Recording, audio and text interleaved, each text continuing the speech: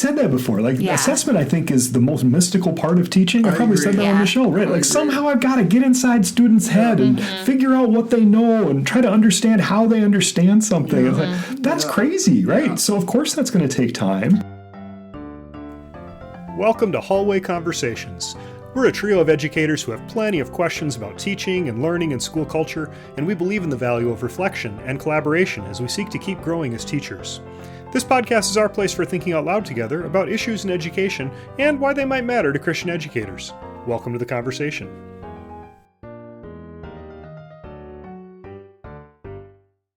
Hello, everyone. Welcome back to Hallway Conversations. My name's Matt Beamers. I'm Abby DeGroat. And I'm Dave Mulder. Friends, we're always looking for topics of conversation and feedback, so please email us at hallwayconvospod@gmail.com. That's hallwayconvospod@gmail.com. Your feedback and your ideas are important. Friends, I know it's almost Christmas because there's cookies sitting on the table in front of us. And snack time. It's snack time. So it was a work day today, and I provided high support and high accountability by being there for questions and providing snacks. I love it. Yeah. Great teacher. Great teacher. Chocolate chip cookies, never the wrong thing to have.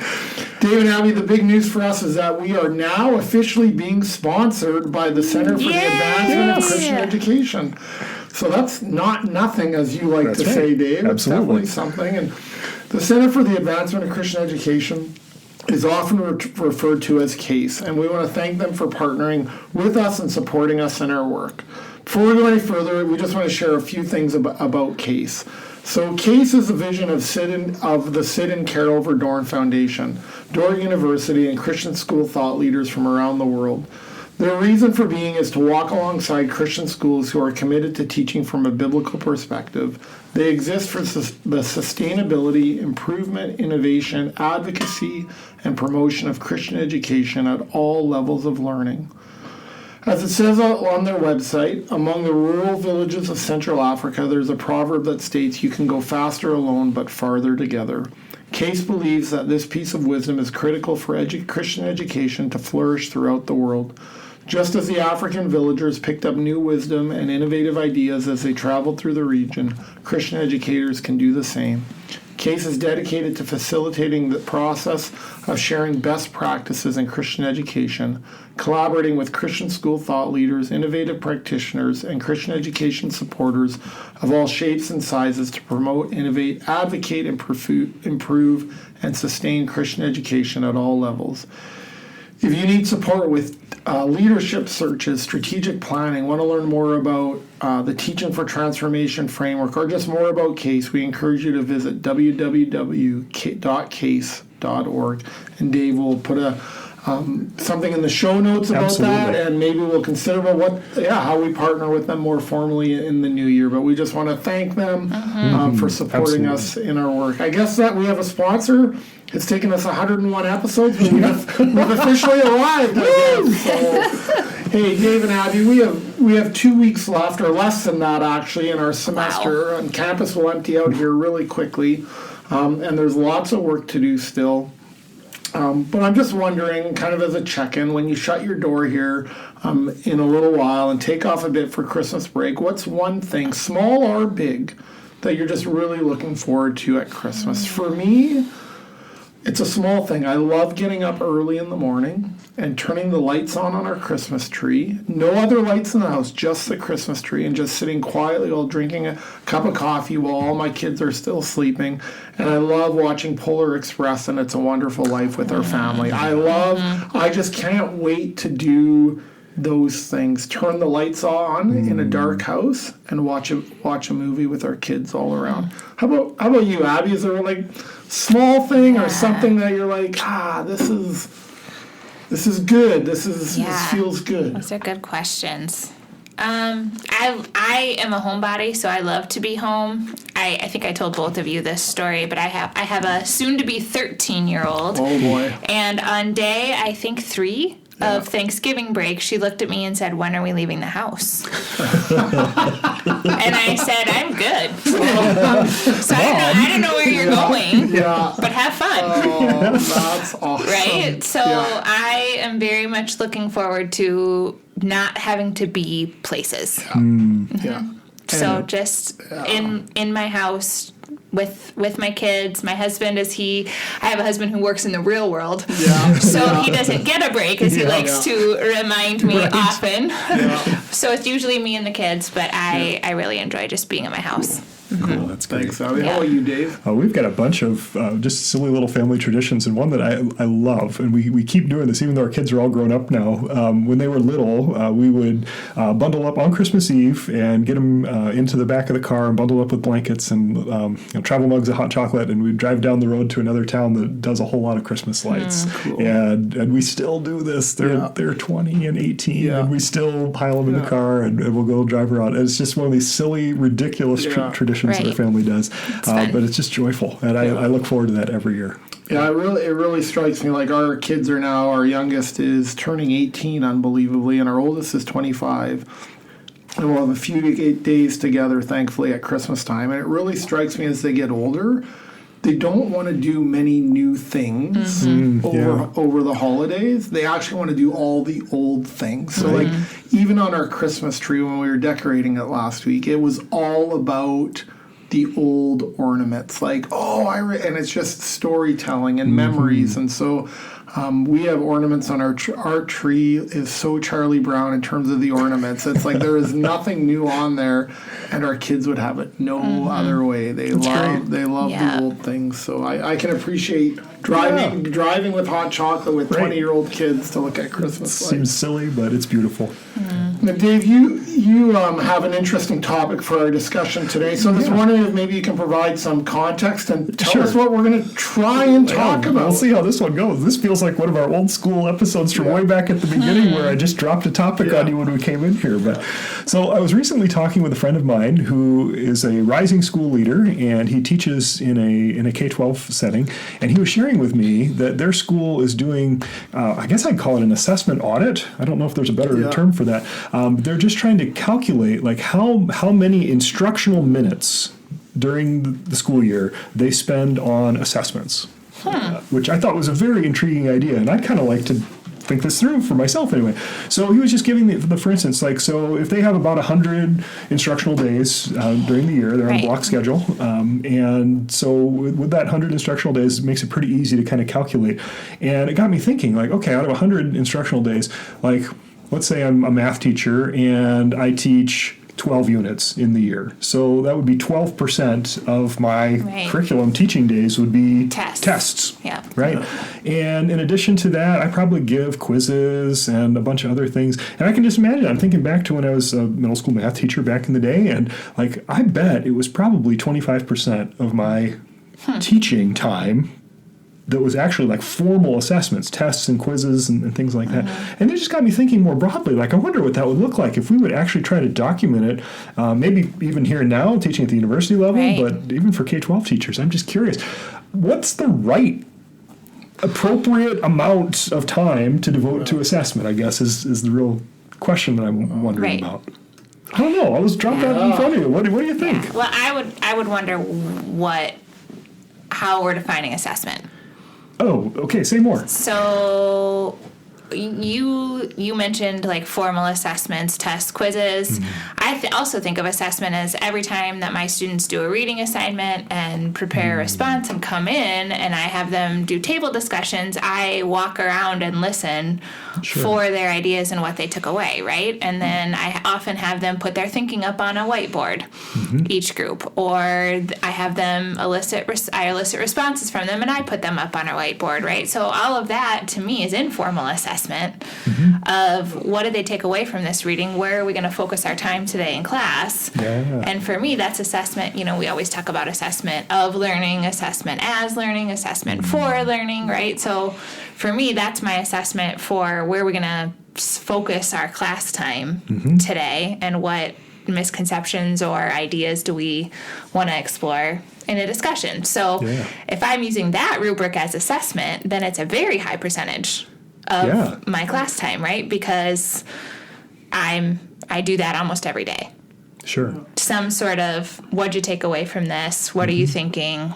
Like, thinking through their responses. I really appreciate that take on this, because I was initially just thinking of those very formal things, like things I would grade, Yeah. Right. And like I'm not going to grade a class discussion, but No, like and I don't grade it either. no, exactly, and that's Yeah. what I'm hearing you say too. Yeah. But just like what incredibly valuable information you get about what Right. students are actually thinking in Right. process too, not in a summative kind of way at the end necessarily. Yeah, I guess as you were talking, Abby, I was thinking, in a way, like we're never not assessing.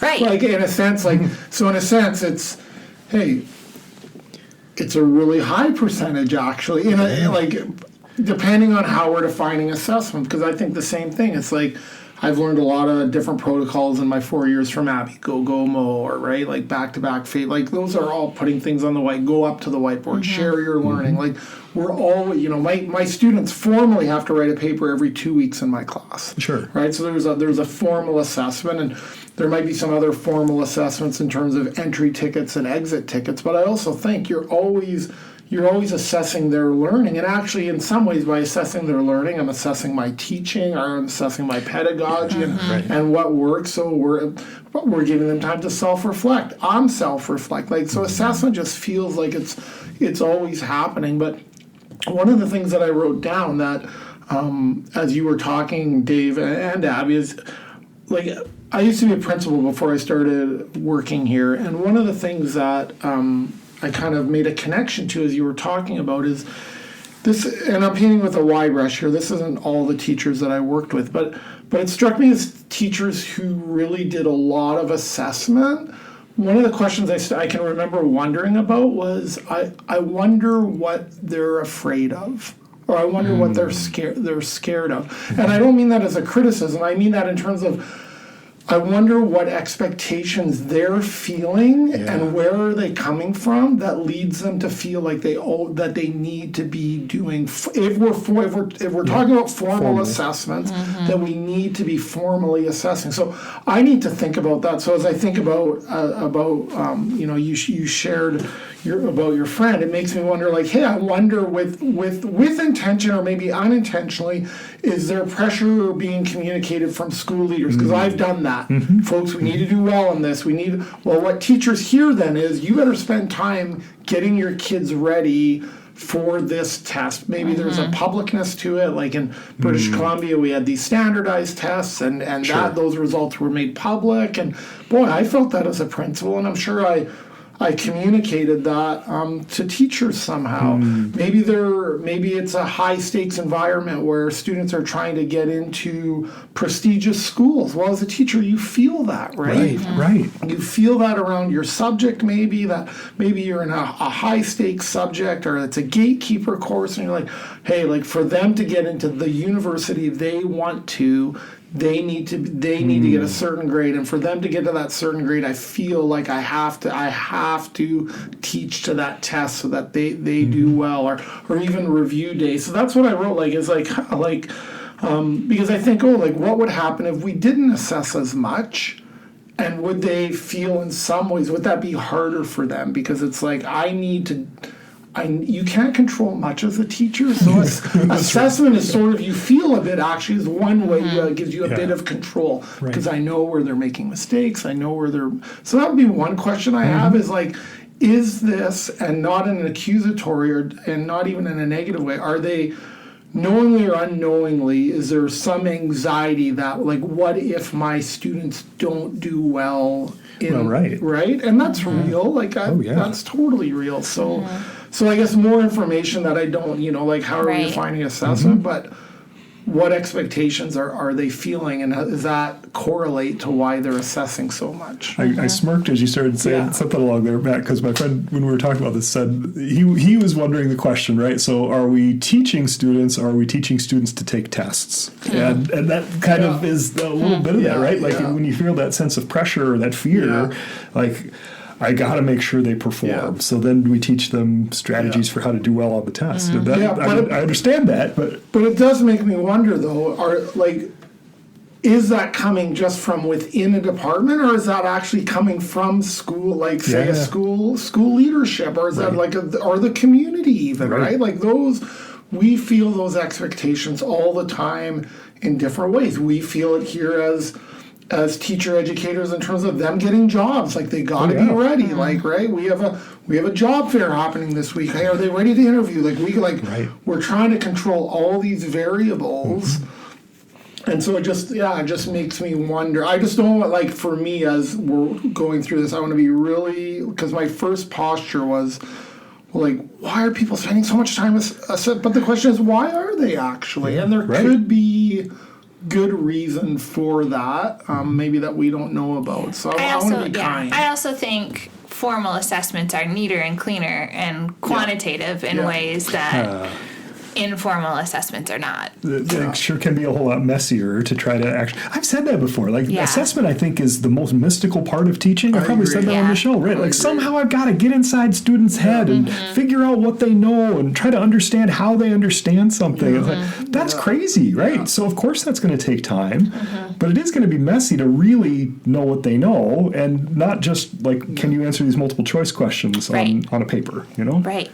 Absolutely. No, and like if I think about that, even as you're sitting there, Abby, going like, oh, like assessment 4, like I'm like, oh, it is a lot actually, right? And I do think we are in an age where people want things quantified, like they really do, right? And so, and there are things you cannot quantify. Yeah, no, I know. Right. That's the real trick is to how do I actually measure the things that I care about, right? Formal assessment should be about measuring. There is a sense of judgment in the work that we do as teachers. We have to be able to judge whether students actually have learned the things. Okay, so how do I measure that then? Well, then I got to make sure that I'm not just doing the things that are easy to measure, but the things I actually care about. And that's where we should probably dedicate the time. Right. Yeah. I think part of it too is I think just because in some ways the public nature of some assessments puts this extremely high pressure on teachers. Like people are making judgments about formal assessment results and teacher effectiveness. And I know there's lots of research out there about that, but I also know, like I said, there's so many variables beyond a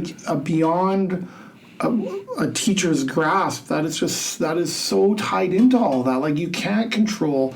Like some of it's like the amount of resources you have or like parental support, like any of that. And so I just feel like, so it's an easy line to draw between, well, if you're a good teacher, your kids will get these grades. Well, if now we're being evaluated on that, I probably am going to teach to the test, actually. Well, right. Because that's my livelihood. And absolutely. Like I said, people are and we live in a pretty hostile environment right now around teacher education that, it doesn't bode well for you to not do well on some of those tests. So feels high stakes. It is. Like even the non-high stakes feels high stakes, I think is maybe what what I'm trying to say. Like everything feels like it carries so much weight.